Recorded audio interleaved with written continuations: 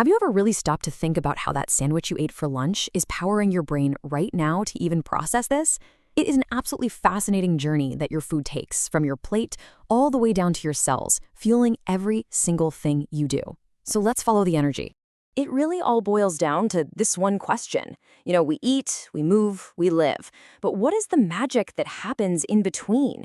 How does your body pull off this incredible alchemy, turning, say, your breakfast into a brilliant idea or your dinner into the power to lift something heavy? Well, let's break it all down. So the main fuels in our food are, of course, carbohydrates, proteins, and fats. Your body's first job is to break these big molecules down into much smaller pieces. These pieces then get shipped off to these tiny little powerhouses inside every one of your cells. They're called mitochondria. And this is where the real action is, where your lunch becomes life. Okay, so if our cells are like little factories, what's the currency they run on, right? It's not cash, it's not credit. It's a tiny but incredibly powerful molecule that fuels literally everything that you do. Let me introduce you to ATP. That stands for adenosine triphosphate.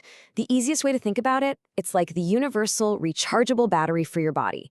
Every single cell uses ATP to get its work done, from thinking to blinking to breathing. It is the one currency that every single part of your body accepts, no questions asked. So how does this little battery actually work? Well, when we break down food, the energy that's released is used to snap an extra phosphate group onto a molecule called ADP. That charges it up, turning it into the high-energy ATP. Then, whenever a muscle needs to contract or a cell needs to grow, that ATP releases its energy by breaking off that phosphate, turning back into ADP, all ready to be charged up again. It is a constant, vital, beautiful cycle. It really is that simple, just a four-step loop happening trillions of times a second in your body. 1, food gives us the charge. 2, that charge turns the low-energy battery, ADP, into a fully charged one, ATP. 3, your body uses that charge for everything it needs to do.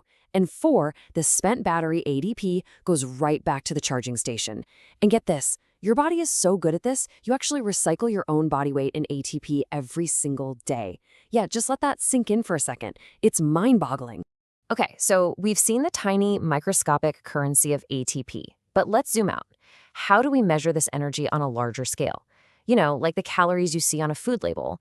What does that number actually mean? And how in the world do scientists figure it out? Well, it turns out there are 2 main ways. On the left, you see a device called a bomb calorimeter, and it's pretty much what it sounds like. Scientists put a piece of food in that sealed container, and they literally burn it to a crisp to measure every last bit of heat it releases. That gives us its total potential energy. But on the right, you see a direct calorimetry chamber. This is more about us.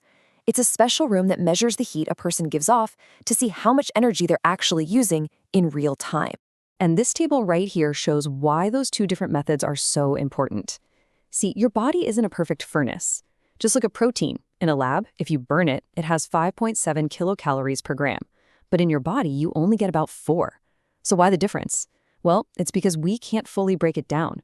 Some of that energy is lost in waste products.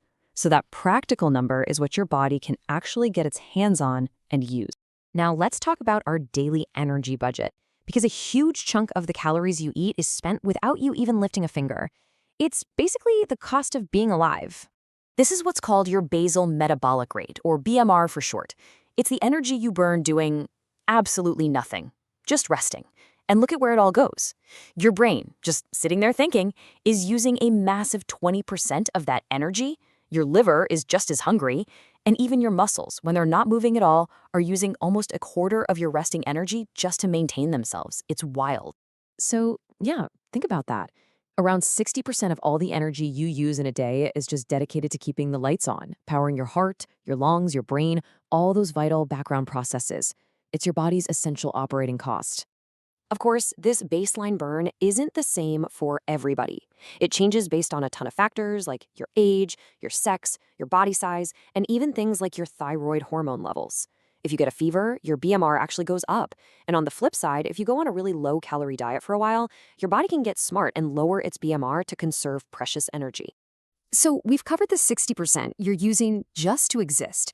But what about the other 40%? Well, this is where your choices and your actions really come into play.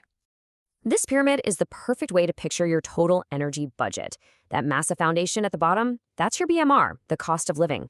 Then, on top of that, we start layering your daily movements sitting, standing, walking around, then maybe some light exercise, some moderate exercise, and all the way up to that intense activity at the very peak.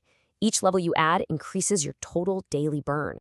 But wait, there's one more really fascinating layer to this whole thing. Did you know that you burn calories just by eating? No, seriously.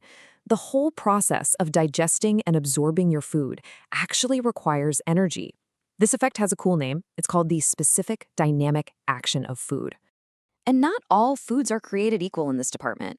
It costs your body very little energy to process fats and carbs, only about 3 to 6%. But protein, that's a whole different story. Your body has to spend about 25% of the calories you get from protein just to break it down and use it. You can almost think of it as a protein tax. It really shows you how much work your body is doing behind the scenes. So there you have it. From a simple meal to the complex dance of the ATP cycle, from the lab's fiery calorimeter to your own personal metabolic rate, energy really is the story of life. Every system in your body is beautifully designed to turn fuel into function. So the only question left is, what are you going to choose to fuel your own incredible engine with?